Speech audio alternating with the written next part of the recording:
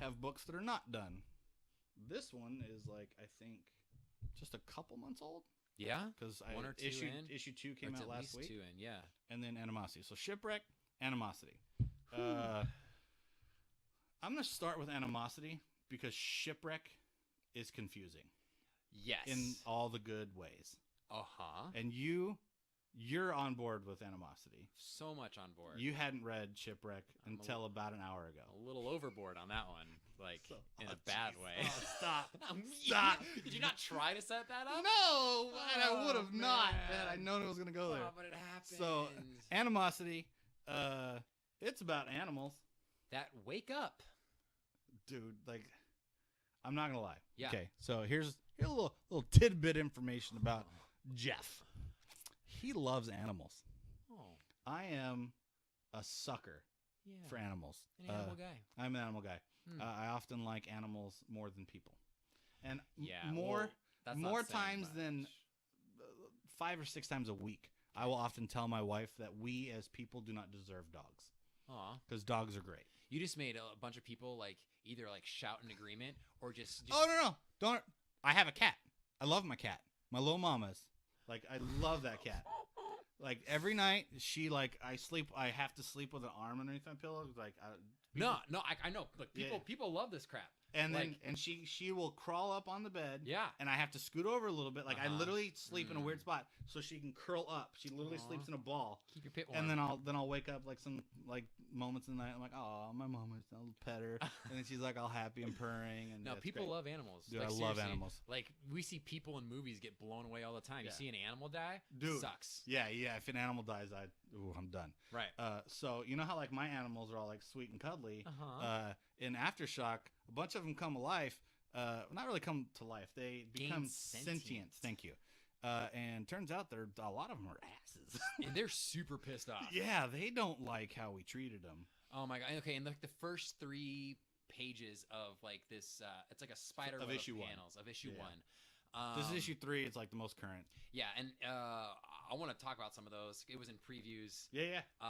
It's hilarious because like the one that I'm thinking of right now is the pandas. When they wake up and realize that like they're there, they start to try to kill themselves. And one of them says, "Why are you trying to keep us alive?" Like the pandas are trying to go extinct. Yeah, they want to go extinct. It's terrible, but like that's some of the jokes. Like one of the cats looks at at their owner and is like, "You touch her again, I will claw your eyes out in your sleep and straight up murder you." He protects, like, he's protective so like the little of like this guy's girlfriend. Correct. There you go. Yeah. This cat is protective and wants to murder this boyfriend because he's a D. Well, it's the girl's cat, right? It's the girl's cat. Yeah. So the girl owns a cat, and like she loves her owner. Yeah. And the boyfriend's a total jerk, and the cat like threatens his life. Yeah. And I'll be honest, like, it's like a little cat, and like now after I have time to process it, I'd be like, shut up. Right. I'll kick you across the room. Right. I'd never do that, but no, that hurt me just saying. Yeah, but like in that moment, if like all of a sudden like a cat comes up to you and be like, yeah, you have to stop doing this or I'm gonna claw your eyes out, that's freaky. Yes. So they call it the awakening. The awakening, yeah. And basically animals everywhere, every animal across the world suddenly gain sentience. And like what we mean by sentience is like they become almost like people smart, but they stay animals, and people talk. Correct. So it's not like they lose their memory either. So like, oh no, they know that what you've done. So like in the comic, the main character, the little girl, her dog Sandor, thank you, he loves her to death. Oh my, it's so great because it's like any dog should or would or that you would imagine. They play the dog loyalty up like to perfect. Like it's so good. Yeah. But the best part I like about Sandor is that he's only loyal to her. Yeah. Oh man, he's so protective. So like, if she wasn't in the picture, he would be one of the animals like trying to overthrow the world. Right. But because of her and because of how much like she cared for him when he was a puppy and he was a runt and they play into that whole thing. Yeah. He loves her. Yeah. And from issue 1, you get like the introduction to the story that we're kind of explaining, and then by issue 3, they have fast forwarded through time. like what 5 years or something like that. It jumps around. Yeah, Yeah. It's She stays still pretty little. yeah. She's not. I wouldn't even say she's a teenager yet. Yeah, she's preteen it. Yeah, okay. Preteen it. Preteen. Preteen and Preteen bopping it. the teen. Oh, Jesus, Preteening. What? It's the BC of teen. Between the teen beforehand. All right, before then. So kind of young. I don't. What? And Sander likes her. Yeah. So anyways, so Yeah. the world's kind of gone apocalyptic Yeah. quite a bit. Yep. Imagine, so you know like zombie movies when like cities are overrun and you can't really go into cities because Yeah. zombies. It's very much like that except animals. Like Right. in issue 3, there's a part where they go into a building Yep. and crocodiles show up or Is it alligators. Sewers? Is that more sewers? No, they go into a It's not- building and And it's crocodiles. yeah, and they're like, do you know what it's like to have to sleep in the dark? And, Oh, because they're from the sewers. Yeah. And they piss. and they're just pissed. And so like that type of stuff happens. They're all pissed. Dude. Someone had a pet tiger, so there's like a tiger that's pissed in one of them. Like it's crazy. It's so good. But it's like, good. There's a lot of fun. Yeah. Like with the interaction between the animals and stuff like that. Right. But my favorite part of the book is how well they explore the world through animal eyes. Yeah. The commentary. Yeah. Like they talk about like what it was like to be pets and in cages and in zoos. Like, and I'm like, it's really interesting just to like see their perspective, like, versus like how it mirrors what we know, right? So I think my dog and cat Yeah. would Sandor me. Right.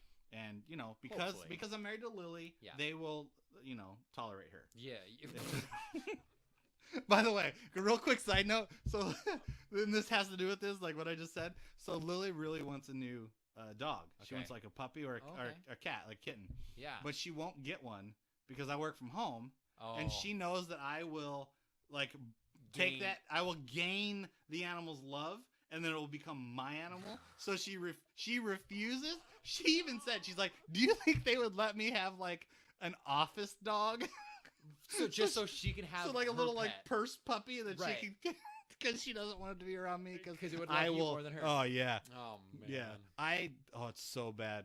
It's so bad. Anyways, so yeah, that's Animosity. It's really good. So, I think of all the Aftershock books, it's the one that I look forward to most. Right, like the current ones that are getting knocked out. Of the current ones, yeah.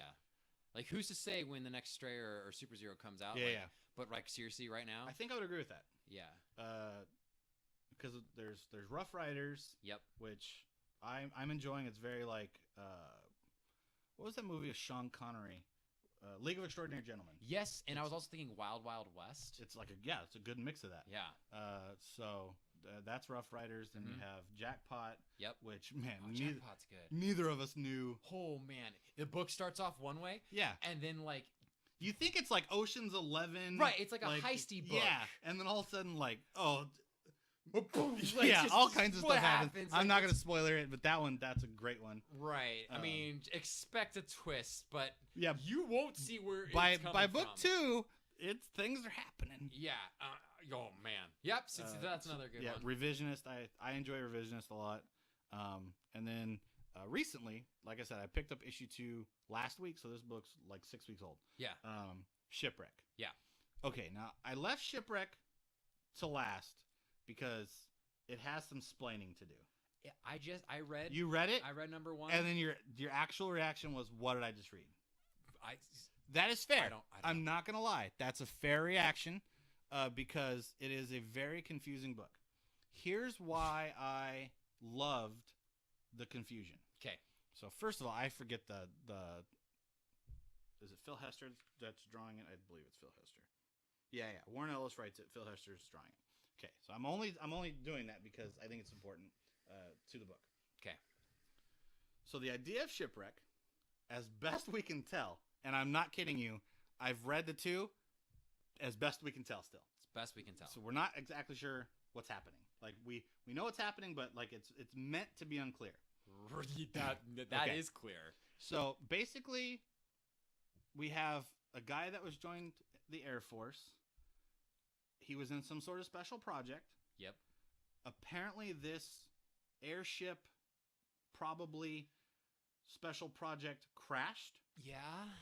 and then we pick it up with what is probably the main character Right. strolling through this like barren city, like it's very Ghost town, like London ghost towns, like Yeah. cobblestone.